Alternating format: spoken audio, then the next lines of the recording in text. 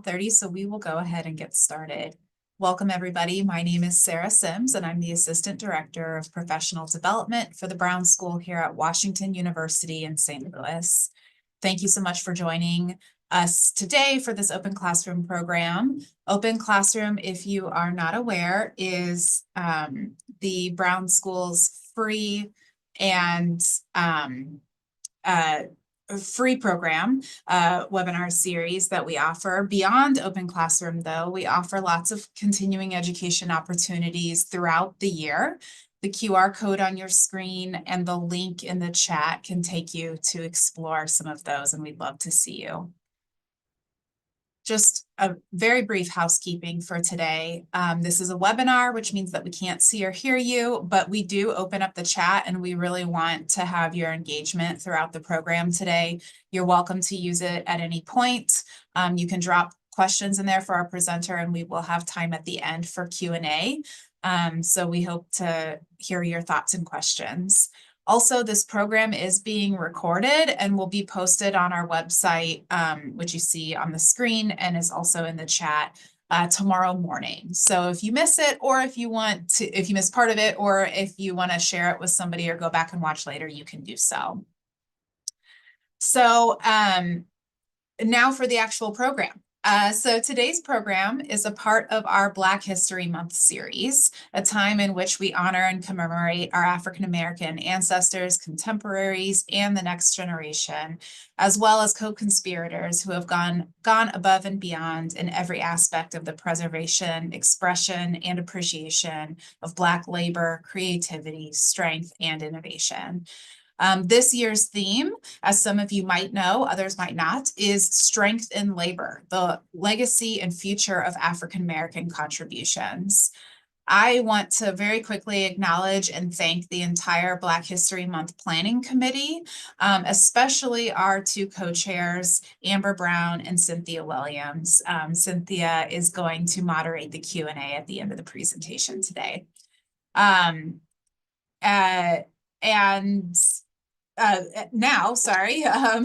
I would like to share with everybody our land and labor acknowledgement, which you kind of see scrolling through on the screen in front of you. And you can also read the entire thing at our Black History Month website, which I'm putting in the chat as well.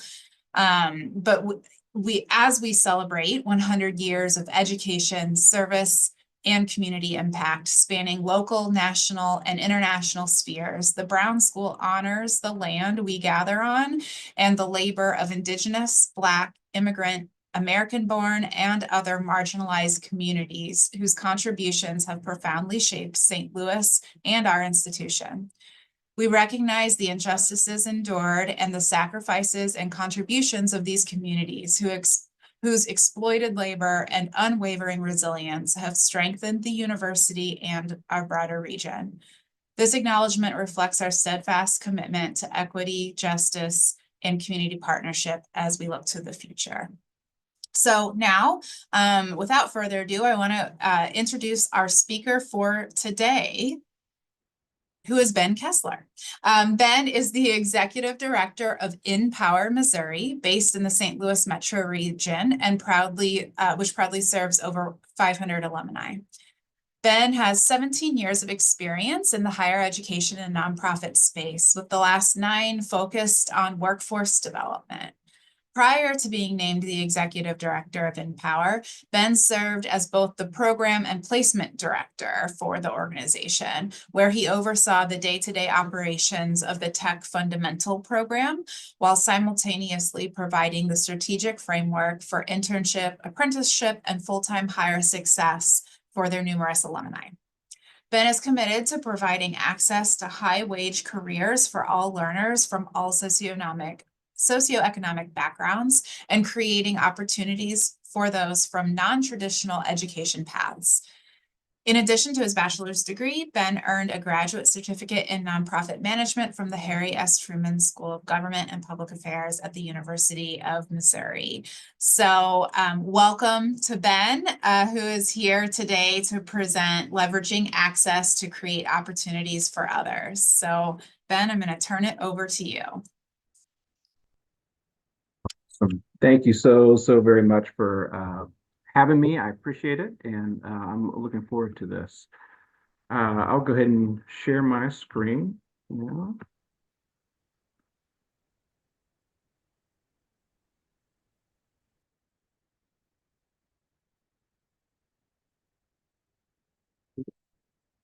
Hopefully everyone can see that in full screen mode there. Yeah, so again, I'm just honored. I feel privileged to be here. I'm excited to be here. My background is very non-traditional, and so it seems fitting that I'm telling the story of leveraging access to create a path for our non-traditional students, for our non-traditional community members right here in St. Louis. So a little bit about me, which kind of shaped how I operate, and I think it's a little bit interesting to the context here. So, I was born in Columbus. Grew up in a very uh, urban, diverse neighborhood, but at the age of 3, moved to a small town that was kind of at the county seat in Ohio, about an hour northwest of there, and in a kind of a rural community. So I've experienced both. So even though I was poor or lower middle class in both of those instances, um, it helped kind of shape and add foundation to some of my core beliefs and how I function. I've spent the majority of my adulthood in St. Louis. I came out in the late 90s to college, another small town in Illinois, but ended up post-college in St. Louis. And I've called this my home for most of my entire adult life. There was 3 brief years, if you're studying the PowerPoint, that I was in Chicago, but most of that time has been here in St. Louis. I did not pursue any type of nonprofit management or workforce development. It found me. I am a musician, an audio engineer by trade, and I thankfully had some success in that industry, but it is a brutal industry where the economics don't necessarily work out. And so one of those things that I did to supplement my income was actually go into higher education rather, where I'd start teaching. I taught a lot of programs around specific software used for music production, to jazz guitar, to digital audio workstations, things like that, and just really found a passion for getting to talk about my craft and sharing that with others and seeing their joy with that. That led me to where I took a director of career services role, very specific for music production, music business, audio majors. And so that was kind of my first dive into workforce, but still specific for an industry that I knew very much about. So a lot of that was preparing documents for the accrediting bodies, making sure that our students obviously had jobs, had apprenticeships. We ran internship programs, a lot of business development around employers and things like that. And then that's how I found my way to NPower Missouri back in 2019. I came on board to run internship programs, something that I had a lot of experience doing, but it was my first non-music job. It was my first non-audio music production, whatever type job, and where NPower really focuses on building tech careers and developing tech talent. And so that was new to me, but I had a lot of experience already in workforce development and able to kind of bring that approach. And so I've been the executive director since 2022. So today I'm really going to talk about a few programs that are specific to workforce development, but a lot of just trying to general approach on how I view being able to leverage access to really create an equitable workforce solution for the community, but also for our employers, and how we can do that together. So a little bit about NPower Missouri. I do want to make sure that you guys know I'm here representing myself, Ben Kesler. So the beliefs and perspectives and things are my own. They're not representative of NPower or anything else, but a lot of the specifics that I'm going to talk about are the work I'm doing with NPower. So NPower's mission, we create pathways to economic prosperity by launching digital careers for military-connected individuals, young adults, and women from under-resourced communities. So we're making sure that our under-resourced communities have access to high-wage, high-growth careers. Even since I supplied the bio to the Brown School, we've actually graduated quite a few more, and we're close to now 600 alumni just in St. Louis, even though we're a national nonprofit with thousands of alum. We have about 600 alum here in St. Louis. 73% of our students are placed into continuing education or full-time tech within 1 year of graduation. And when the tech market was even healthier, 21 to 23, that was actually over 80%, but aggregated across all the years since we've been in St. Louis since 2017, 73%. And over 76% of the students we serve identify as Black or African American. It's very important to us to create inclusive equity building measures and making sure that we are providing a real solution for both our employers, but also the community. The average increase, again, aggregated from the unemployed and employed that come to our program is about $6 an hour to $18 an hour after 20 weeks of our Tech Fundamentals program. That's just their first job. And of course, we're going to work with them to build careers, not just that first job. But, more importantly than that large scale data is really the individual stories. And that's what honestly attracted to me and retained me at NPower, is seeing those immediate tangible results. I had an individual able to purchase a home at 19. That's insane to me. I can't imagine ever being able to do that. We've seen folks come to us with no background in tech, no education that's specific to tech, working in food service, that have been able to grow in 5 years and gain six-figure income. So I want to talk a little bit specifically about how we do that and the importance of doing that. Understanding our access first. So, sorry, I'm going to be doing that a lot, taking a sip of water as I talk. Access can be both earned or unearned. We typically call unearned access. You've heard the term privilege. Earned access versus merit. It doesn't matter, regardless, it can be leveraged. I think as a leader, the more you can recognize the privilege that you have, the better leader that you will be. The more empathetic you will be, the more you can understand the real systematic issues that our students face and solve for those.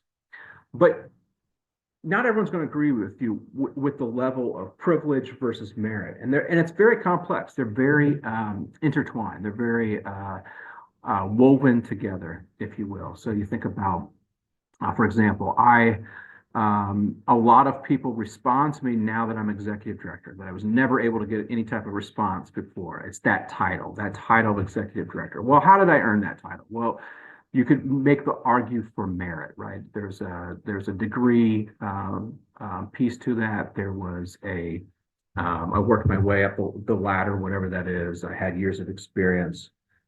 But if you really start to dig deep and you think about well, how did I even get to college? I wasn't, wealthy, but at the same time, I had a safety net. I didn't have that immediate need to where I had to get a job just to survive. I could live with my parents. I could take 4 years to figure out how I was going to earn it.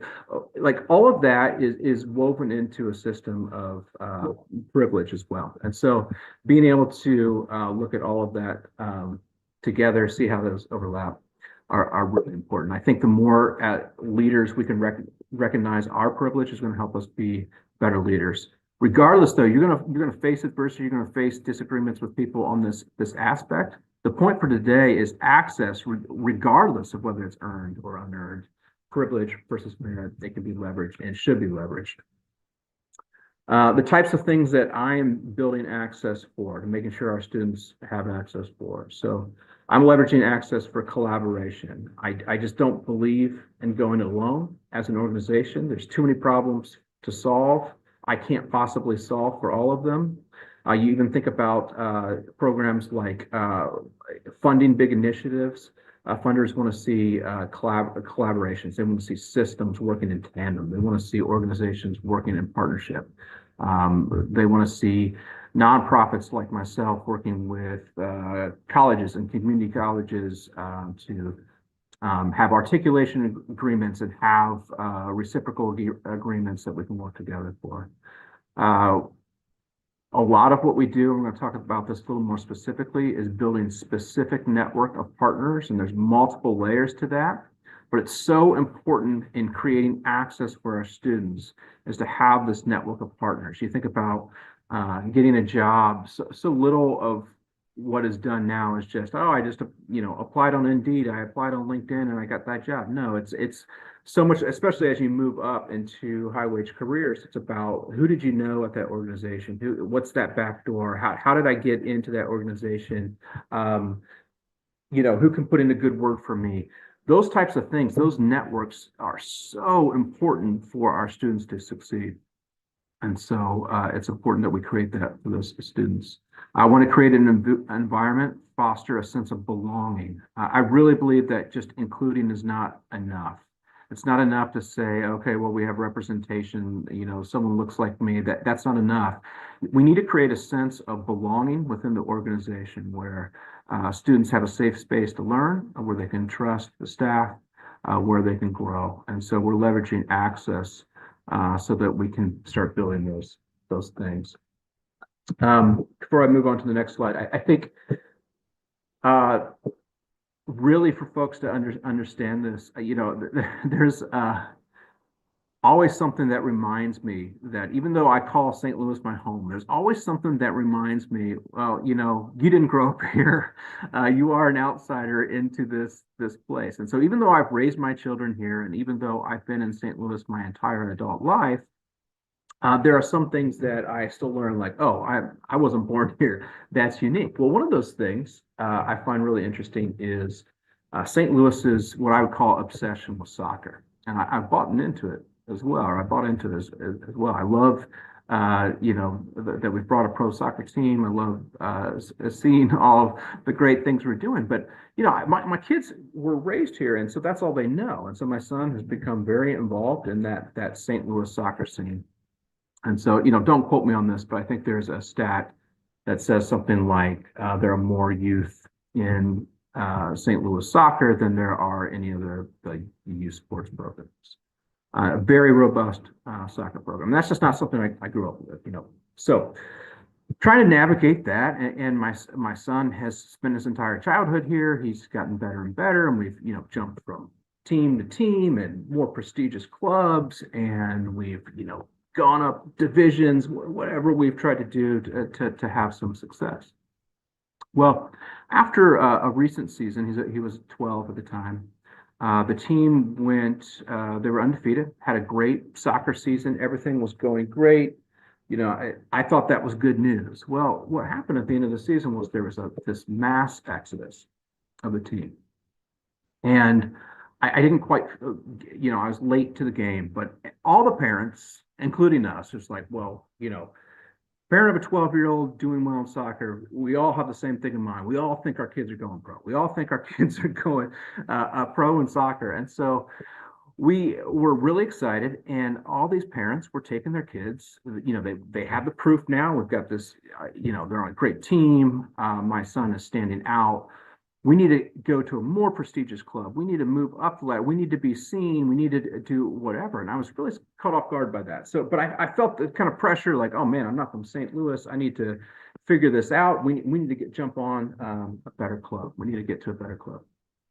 And so I did the work by just using the internet. I don't know anyone that can open these doors. And so I looked for free open tryouts, kick arounds, open tryouts, all those things. And my son went to a few. And one of the ones that we went to was an established soccer club for many years. And there were about 50 kids trying out at this open session. And they were divided into two groups. And on one side of the field, you had 11 versus 11, 22 on the field. On the other side, you have 11 versus 11, and a couple kids that aren't playing.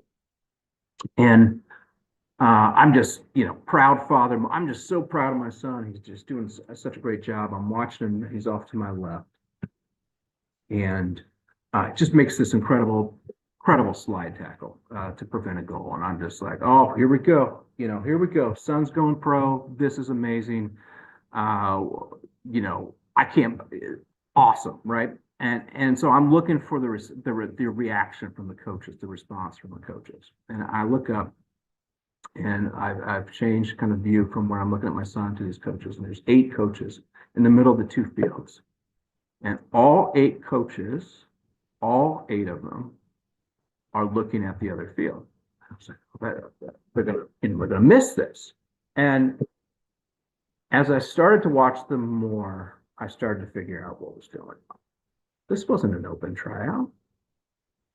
This was a tryout for half of the students that filled out the paperwork right, or they had a referral. I don't know how they got there. I still don't know how they got there. But whatever I put on my document for my son, whether it was the club he was at or I don't know what it was, but someone had already made a decision before seeing him play that he wasn't good enough for the club. And we're going to have this little pretend open tryout thing here where people play together. And then the real path that we're going to watch is over here. If we try to boil it down, like what I'm trying to do, what we're trying to do at NPower in like the most simple form. I know it's not perfect, analogy, but the most simplistic form is we are trying to create a place where our students can be successful. And we're trying to open those doors for them. We're trying to make sure they're invited to the right field. We're trying to make sure they're invited to the right table. And so let's be really clear about it. Our students earn their certifications. Our students have to go through those multiple job interviews and they have to earn their job. But we want to make sure they're invited to the right table. We want to make sure they're invited to the right field. And to do that, we have to create a large network of partners and leverage access to get them there, because you aren't just born with a network, especially at a young age with the young adults that we said. One of the things that you've already heard me allude to, and it's really important to me, there's no reason you should be trying to do this work alone. I think there's estimated about, the National Center for Charitable Statistics reported 1.8 million nonprofits in 2022, but there's no way we're solving 1.8 million unique solutions, right? Or unique problems. So we got to think about where it's appropriate for us to build, but where it might be more appropriate for us to buy, or where it might be more appropriate for us to collaborate or to borrow, or to approach things as larger entities, larger networks, rather than one organization. I see people all the time falling into the trap of, okay, well, this is a new technology, for example, I'm going to build this program. And here's a new technology, and I'm going to build this program, right? And they have all these programs. What happens when you do this, when you are trying to do things alone and you're trying to solve for all the problems? One is you run into mission creep, and any of you in the nonprofit world are familiar, the terms ever used, but the idea is that your mission starts to become fuzzy, starts to become blurry. You start doing things outside of your mission, so you have to be really careful about that. Another thing that you can run into is actually devaluing your services, rather. So you have all these programs, all these services, and instead of doing a few things really well, you do a lot of things at not quite as competent a level. I want to make sure that I'm avoiding that. You can run into inefficiencies where things start to become really expensive, and all of a sudden you're spending the money on the wrong things. We got to be really conscious of where our money's coming from, our funders, and being really financially prudent with our donors' money and with our corporations' money, with government money. We need to be very prudent and very intentional with how we spend those dollars, and that we're not running into inefficiencies. You see, why is there a car here? Well, I always use the vehicles in the metaphor. If I'm trying to build the vehicle that's going to create this pipeline, this vehicle that's going to take an individual from 0 to 60, take them from no tech background to a meaningful tech career with high wage and high growth. If I'm going to create this vehicle, I need to really start looking at what I'm good at. And so why am I trying to build the whole vehicle by myself? Why am I not just concentrating on building that engine or just working on, maybe it's just I'm just doing tires, right? And I'm working with someone else that's it. But however we're going to approach this, but there's no reason that I'm trying to build every single individual part and be the one solution for this. If I stick with this metaphor, you guys are going to find out how little I know about cars. So I gotta abandon it real quick. So that vehicle to success, looking at it through the lens of focusing on what we do really well and working with others to create that opportunity. When we're being intentional about workforce development or any program, we need to be really mindful of the systematic issues that our beneficiaries face. I have common examples up there: childcare, right? Transportation, education. Not everyone's education is equal coming into our program. And so how are we going to address that? The immediate need for money is a huge one for what I face, right? So everyone always asks me, what's your biggest competition? Thinking I'm going to name like a college or a different tech training provider. Well, the biggest competition is that $16 an hour warehouse job that's right now, where the money is right here, right now. You think about the students that need to address their very basic needs and just need to work to survive, and they don't have a network around them to any type of safety net. They need that money now. That's our biggest competition to getting people into the program. And so we need to look at what these are, we need to address, and we need to solve for them. Common barriers to access exist at every corner, and I would remind you they're deep-rooted, extremely complex. And so I don't expect any one organization to be able to solve for them. But you need to make sure you identify what those barriers are. It's going to be inclusive, and you need to address them. But it's more than that. I would encourage you to have someone help you with this. Have someone help you with identifying what, there's obvious ones like childcare, transportation, education. We see those in almost every community. Those aren't unique to St. Louis. They're very common in most urban areas, right?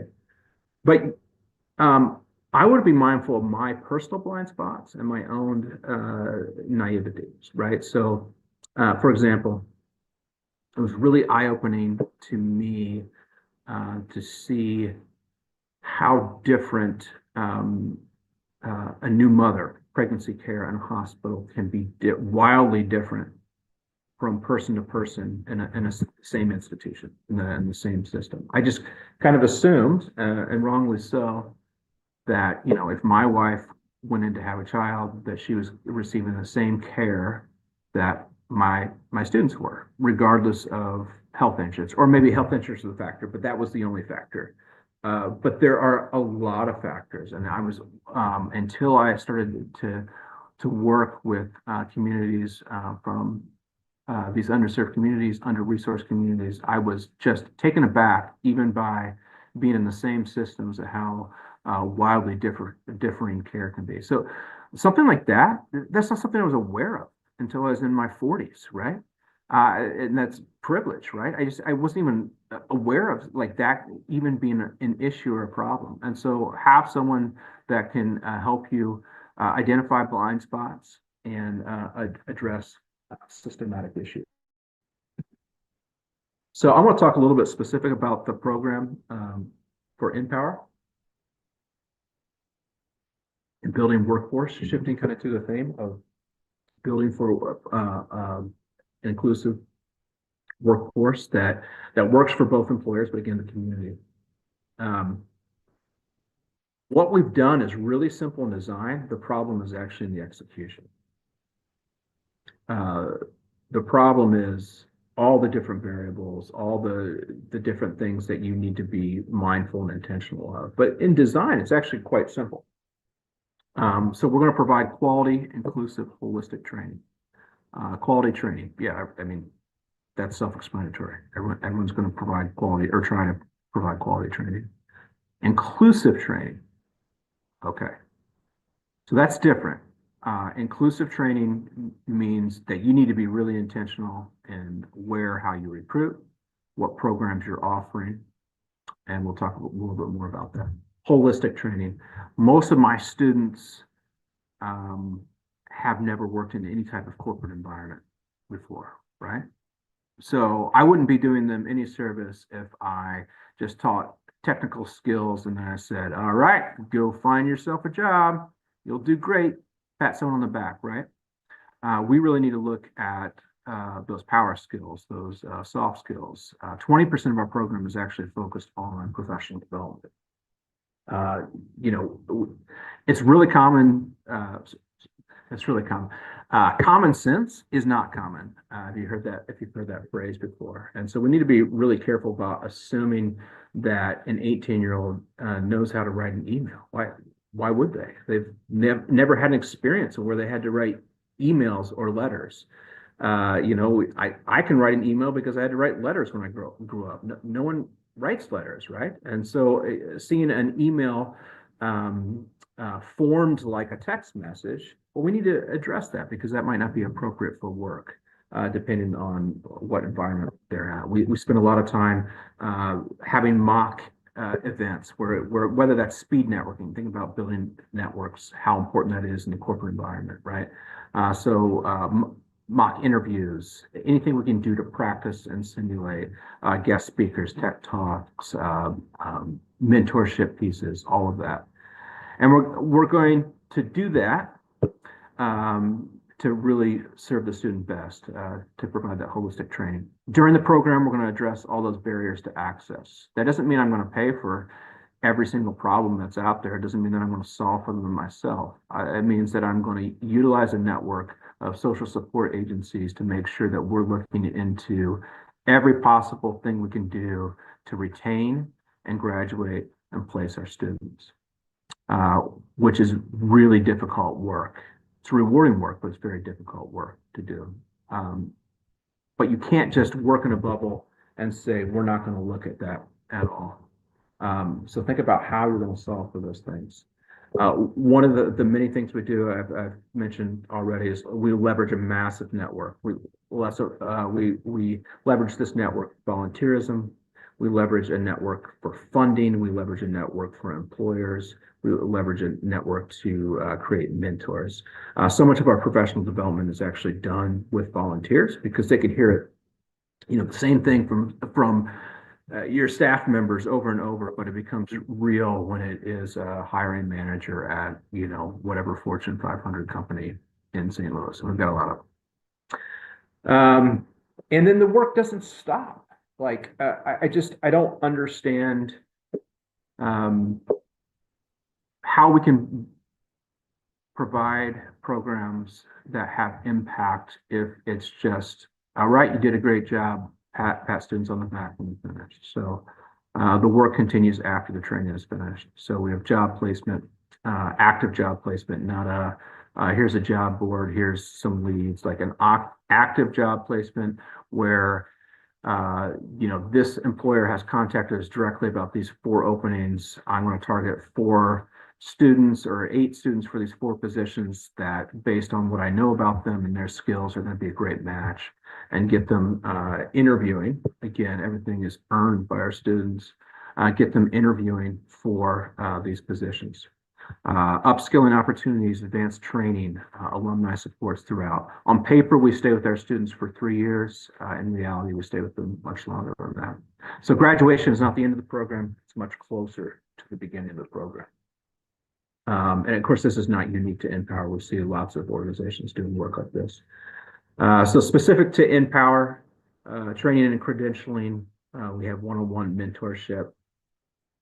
During the program, we have social and emotional support services. We also have lots of industry engagement, professional development, all going on in that program, that holistic training.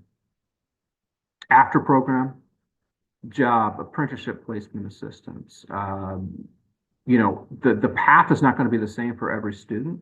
And so sometimes they just needed a program like ours to really prove that they had the ability to learn. They had the ability to be successful in a formal educational environment. And that's why we have articulation agreements with colleges and universities. Maybe they'll move on into a bachelor's of IT. We have a lot of intermediate and advanced upskilling opportunities as well. So thinking about cloud computing and some of these more advanced skills, we create awesome generalists. We place them in the job, their first job, not their career, but their first job. Hopefully high wage, but more importantly, high growth potential. And then we work with them. We work with that employer to move them into advancement. And so maybe we're going to take on some of that training for intermediate and upskilling, that kind of last mile training to boost them into a middle manager career, then a director career, then a C-suite type position or VP. And so we take a job seeker to an experienced professional, but that's not the end. Then we want to see salary growth and career growth over time. And so working with our alumni all through that. So to do this, we talked about leveraging networks to create these opportunities for our students. I can really boil it down to 7 networks that I'm focusing on building, 7 specific networks in my organization. There's probably more and probably sub-networks if you kind of divide this up. But one is referral partners. So, man, I wish I could just put a Google ad out there and hundreds of students would flock to NPower, and I would never have to work hard to recruit students and tell them the story, right? But we actually rely on a lot of referral partners, a lot of intentional referral partners, whether that's school districts or that is social service programs, or all sorts of programs that could be referral partners to us. We work really hard to have a large network of social support partners. Thankfully, we are a United Way safety net agency, and so we're one of 160 safety net agencies that work in tandem to address the needs right here in St. Louis. And so a very active and reciprocal referral program. If our students are facing food insecurity, housing insecurity, anything like that, we want to address those. Volunteers. We want to make sure we build up a large network of volunteers, largely for professional development, accentuating our professional development. Next, that picture is actually a site visit over at Spectrum. So we do a lot of site visits and work with partners in that regard. Mentors, that's going to help create that sense of belonging. Again, including, it just really is enough. You have to create an environment of trust where your students can excel, or whatever. It doesn't have to be students, but whatever you're creating, creating an environment where they can have a sense of belonging, sense of trust, and building that with that rapport with other students, but also with your staff and with advisors as well and mentors. Employers. Sorry, I skipped funders. Obviously, funding, making sure we have a diverse group of funders, both local foundations and local organizations, but also, those government grants and all of those things kind of working together so that you're not relying on one thing. Building a network of funders, a network of people that believe in what you're doing and can help create that impact. We're going to talk a little bit more specifically on employer network, which is arguably the most important for what I do. And then advisors. I need advisors to keep the organization on the rail. So this is different than a board. We do have a governing board for our national organization. As a local chapter, I have an advisory board, but I have key individuals to give me direction and make sure that we're leading in the right way. And I want to continue to build that up in a place outside of it, just an advisory board, but thinking about we're going to leverage advisors to make sure our curriculum is correct, and we're going to leverage advisors to make sure that operations are efficient and running as they should. So real simple, right? It's a real simple design, but the problem is that the execution. And so the key in execution is just being extremely, extremely intentional. The word gets overused, but it's really, really important for what we do. So if I say I'm building a true entry-level training with a path upward, then I need to be intentional about that. I need to make sure I'm training the whole person. But I need to be thinking about where and how I'm going to recruit. Does it make any sense for my office to be in an affluent suburb if the students, my non-traditional students that are from underserved communities have no access to that? It's more than just, is your office accessible to public transportation, even though that's key. But making sure that you have a place where students can access. Who are we going to partner with? Who are we going to partner with to source our individuals? Where are we going to find this talent? Where are we going to find all of these students that are in St. Louis, all these young adults that have the talent, have the capability that no one's discovered yet. And so when we're thinking about entry-level programs, that means we got to start at zero. We have to start with students that know nothing about tech a lot of times. And we're one of the few organizations that do this and believe this. And it's a key cornerstone to what we do. We are really starting at zero. And so if we're using something like a technical assessment, it's not to weed people out, it's to look at how we can serve them best. So I just don't believe in using whatever standardized test and saying, well, this student doesn't have the ability to be a tech professional because their math score is low. We don't know what that education was like before they came to us, right? And so there could just be a gap in what they learned in that, right? It's maybe there's a disability there, and so we want to find all those things out, and we want to work towards solving for that. So we'll use technical assessments, and we'll lean more into this, but it's more about right now, today, do you need to be live instructor-led training where you have that personal touch with options for tutoring? Or is it something where you might be able to do some more self-paced training?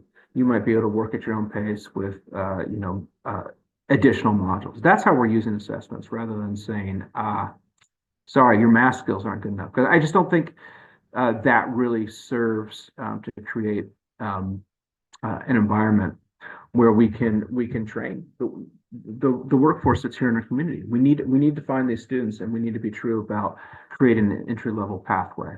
And that doesn't mean that we don't get it wrong. That doesn't mean that there will be a student that isn't successful, but we're going to work hard to make sure that they are successful, and we're not going to count them out at the beginning. We also have a lot of social assessments where we're trying to look at what kind of barriers they may face in our program and try to address those before the program even starts. I mentioned diversified pathways to success. Success is going to look different for every single student. We do have students that come to us that already have a bachelor's degree. They already have coding experience from another boot camp. They might have a master's degree. We've seen that as well, but they really come to us because they know we have this network of employers and the professional development piece. They're still struggling to find a job, and so they come to us for those other pieces and go through our programs. And so those students might have a different job outcome, right? Maybe our students will come to us and we'll put them into education post-program. Maybe they are going to be in a customer-facing role because that's their real skill set, or maybe it's they can't be in a customer-facing role. So we want to create a diversified pathway to success. I've spoken at length about mentorship already, but that's another key to intentionality, having one-on-one mentors that students can sign up for with typically tech professionals, but sometimes they have volunteers that are outside of that. Looking ahead for the future, making sure that we're building skills for the future. So it does no good if we don't have a program that is looking future forward. We want to make sure that we are developing skills for the future. So developing jobs for tomorrow not jobs that are going to be gone in a matter of years. And then another key piece to this intentionality is a constant feedback loop. So I have a feedback loop with our employers through our placement managers. And that could be from what are our, how are students on the job to, you know what, you really need to like, this is where this tech is going is in this direction. We really need to look at this and make sure this is being addressed in the program. But also feedback loop with students, how their training's going, how the instructors are doing, feedback loop with staff. Don't underestimate how knowledgeable your staff on the ground is. They see the problems, they see this, and a lot of times see the solutions in real time. And so they can really help you, making sure you have a trusted staff, but also a healthy feedback loop between you and staff. Trusted advisors we spoke to, and then keeping abreast on market trends and letting that inform where programs are being done. So this is my kind of favorite slide on here. And it talks a little bit about NPower. And I want to get the last kind of thing I want to dive a little bit deeper into is really looking at how we solve for our employers, how we solve this workforce piece with their employers, and being, again, that level of intentionality in what we do. So I'm going to read kind of the more extended statement of NPower. There are kind of it's more than our mission statement. It's a little bit kind of our belief and value. So NPower is a national nonprofit that leverages an evidence-based model to foster economic mobility through best-in-class skills training with industry-recognized credentials for military-connected individuals, young adults, and women from under-resourced communities. Our strength is seeing students of non-traditional paths through pivotal life transitions, including our military skill bridge programs, for example. Our unique approach combines rigorous free training, trauma-informed support services, career readiness skills, and job placement assistance. So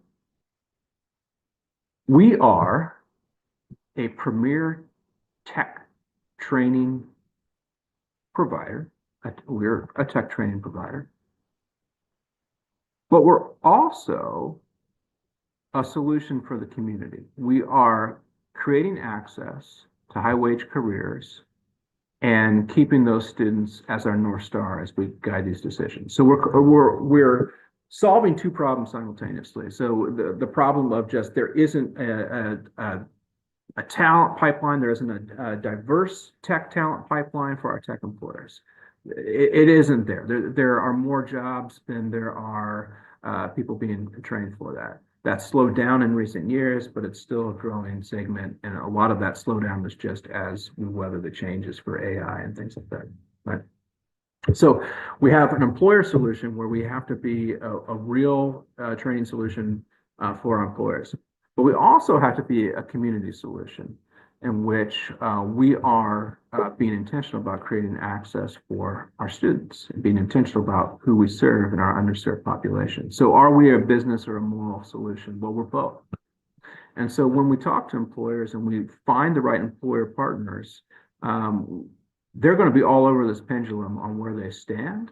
And it's going to help dictate the right employer and the right solution for them. But in our specific instance, I have to be really mindful of, again, this intentionally choosing the right employer. But if an employer swings too far one direction or another, right? And so we see this where you are going to be the premier exclusive solution. Well, when I start hearing words like, and I'm in a conversation where I hear risk a lot, referring to individuals, like my individual, like our non-traditional individuals is risk. I can sense that this may not be a good fit. When I start hearing things like, well, you know, what your students really need to learn is this and this and this and this, and then maybe they'd be ready for us to hire them. Or, well, I'm happy, you know, I like the work you're doing, but just give me the cream of the crop. I want the best 5%, the best of the best of the best. And in those cases, if an employer wants to build an exclusive pipeline, a very targeted position and training for it, yeah, pay me for it. Like, pay me for the training. We'll train and we'll provide that for you. But if you're not going to do that, what we're trying to do is create generalists awesome generalists that can be connected to positions, and that we can work with an employer in tandem to grow that talent into successful managers, directors, and above. And so if we see someone way far on this pendulum, it may not be a good fit. But also, mindful, not as common, but someone that just views this as a charity case. Oh my goodness, I love the work you're doing. It's amazing. You guys have great hearts. Yeah, let's make opportunities. But sometimes in those situations, when I start seeing things where our students on the job are doing pet projects or different work than what the rest of the interns or apprentices are doing, that's not a good fit. We're not training them for anything in that instance. We want a partner that values and sees our students as a real training solution. And so most people are somewhere in the middle, but they're all over this pendulum, and we got to be careful about sending too far in one direction. We're never going to be just the most talented, exclusive solution for your business, and we're never going to be 100% charity case. And we have to live effectively in both worlds and do both really well, and it becomes difficult. I'm being mindful of time. So what I want to do is really create a specific solution. And so when I'm going into employers, I don't create a deck. I go in just talking to them. And one of the reasons is because I want to assess and address the gaps in their talent needs in real time. And every solution is unique. And so I want to learn, solve in real time, and be a specific solution to that business, to that organization, understanding their talent needs, but not from a technical perspective, but really see how they want to grow their talent, and where we can, on this pendulum, where we can kind of fill in the gaps. And what responsibility is us, and what responsibility is the employer to develop this talent, and working with someone that's going to partner with us to work to develop talent. And so, I want to be careful of predicting or just assuming. So the problem with, just creating a deck that says this, and this, and this, and this, like it has this assumption that everyone is looking for the exact same thing. We're going to be this premier, this talent solution, and everything is going to be exactly the same. Well, everyone's looking for something different. And that might work if you have thousands of employers and you're just trying to aggregate the data, where it's like, I need 80% of them to come on board. But when you're talking about dozens and stuff, it's really important that you get it right, or assess that it's not going to be a good partnership, which of course would bring me to the case for apprenticeship. In my mind, apprenticeships are the ultimate split responsibility relationship. It's mutually beneficial. We know all the benefits for our students, but as an employer, they're able to start pouring into this customized training, where the training is tailored right to the jobs that they have open. If it's a DOL sponsored apprenticeship, they have to have mentorship. That's part of the piece of it. That's a requirement. And so again, that mentorship piece, significant cost savings for the employers. The biggest thing for me is that job retention, high conversion rate. Employers are able to retain jobs, but also we're seeing a high conversion rate of apprentices. Again, apprentices aren't the only solution. We run internships that convert. We run apprenticeships that convert. We place students in direct jobs. Students find direct jobs. Students go on to higher education. Every pathway is different, but we want to make sure that we are helping to usher in that success. And then risk mitigation. Again, I just mentioned previously that I hate the word risk, especially when it's referring to individuals. But it gives an opportunity for an employer to try before you buy. We've seen an all-out assault on DEI initiatives in the last couple of days. For us, it's really important that we're not showing favoritism to one group. What we're doing is creating an environment where all are invited, and that will be allowed. Like we are creating an environment where everyone is included, where diversity is included. And that's really important in building workforce. It's really important in being a business solution for corporations.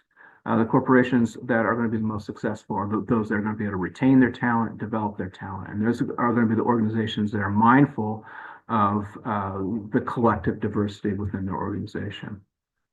The great thing, though, about what I do, and you should think about what you do as well, is when it comes to building jobs, it's bipartisan. We live in a blue city and a red state that doesn't always see eye to eye, but when you're looking at government funding, when you're looking at other things, the good thing is most people can get on board with workforce development, and it is a pressing issue for all parties.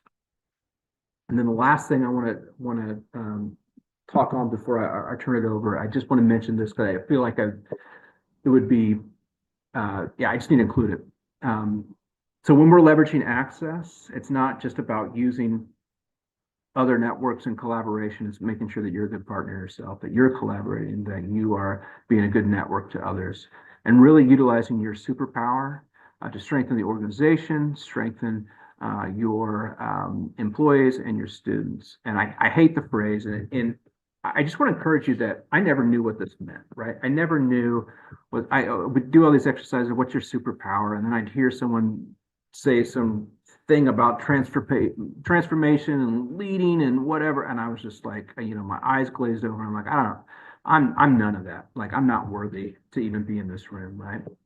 I want you to think like long and hard about what your superpowers are and what you can use to leverage, to create access, to leverage access. And so I'll share with you some of mine, and they're stupid. Like they're dumb things. They're not skills.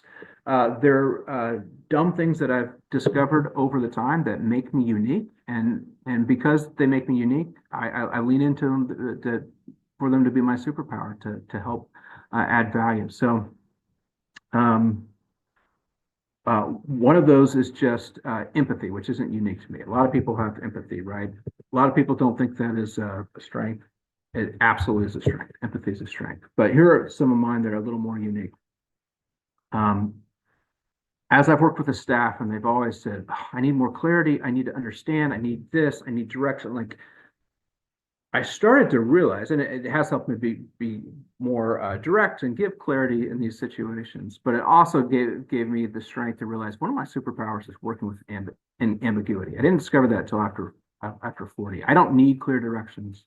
I don't need things to be specific. I can work with ambiguity. I don't know the details. I can still work, and I can create a solution even without all the details. And I think that is unique and can be a superpower. Another one is my relationship to failure. My career has just been marked with failure. I mean, just failure after failure after failure. So when a program, all of a sudden the funding is pulled and the rest of the team is saying, oh my goodness, like it's a disaster. What are we going to do? We're going to lay it.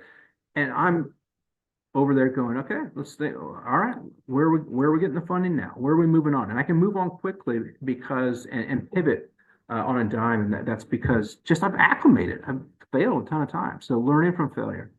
And again, I'm just saying these to encourage you. Like, they could be things like this that are just small, that are seemingly small. And another one of mine is just my ability, and part of it just background, how I grew up in a lot of different environments, a lot of different groups. But I'm not uncomfortable very easily in situations where I'm a minority or I'm working in North City. And those things have been really helpful in working and leading organizations that have great impact. I can be in a room where I'm the only white person. I can be in the room where like those types of things just don't bother me. And so little things like that, where you can really leverage and use to be your superpower, will really help create opportunity. So I know we have to do Q&A. Utilize your professional network. You have a friend or a friend of a friend that could be a solution, and use your superpower. Earned and unearned access. Thank you. Sorry I ran long. Thank you. That's okay, Ben. Thank you so very much. And I thank you because you saved the best for last. To me, the best was your superpowers that you identified as dumb. I really, really like the superpowers because I also have a hard time identifying what my superpower is. So you've given me something to build on. But really quickly, you do have an active chat. And in the chat, I'm going to just elevate a couple of questions that are a theme. And the theme is Do you accept felonies into your program, and would you consider bringing the program into a prison? So the first answer is yes. We do accept felons into our program, but like serving those with disabilities, we aren't the expert.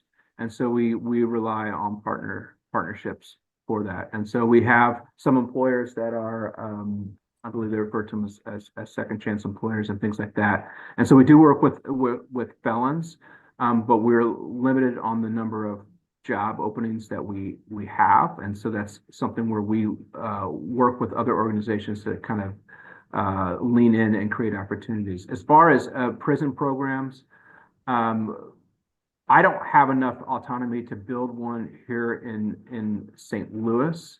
It's something that our organization has actually applied for grants in the past to partner with other organizations that are already doing that, but actually building tech programs for those organizations to go into prison. So that's probably how we'd work, is where we'd actually build the tech programs for organizations that are already the expert in serving in prisons. Sarah, I'll turn it over to you.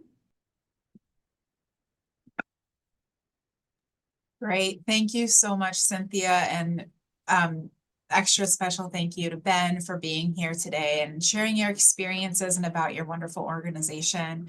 I just wanted to remind everybody that today's program is recorded and it'll be shared on our website tomorrow. There's the QR code, and I had also put the link in the chat. We have 3 more Black History Month programs coming up, which are also all free. The next one is February 6th with Charlie Cooksey of WePower and Brown School faculty Heather Cameron together in conversation about community wealth building. The third is on February 13th with Assistant Vice Provost and Professor here at WashU, Dr. Adia Harvey-Wingfield, talking about how the way we work maintains racism. And then the final one is going to be on February 20th with Malik Ahmed of the community organization Better Family Life. So we hope that we get to see you all for one or all 3 of these upcoming free Black History Month webinar programs. Thank you again for joining us today. Bye, everybody.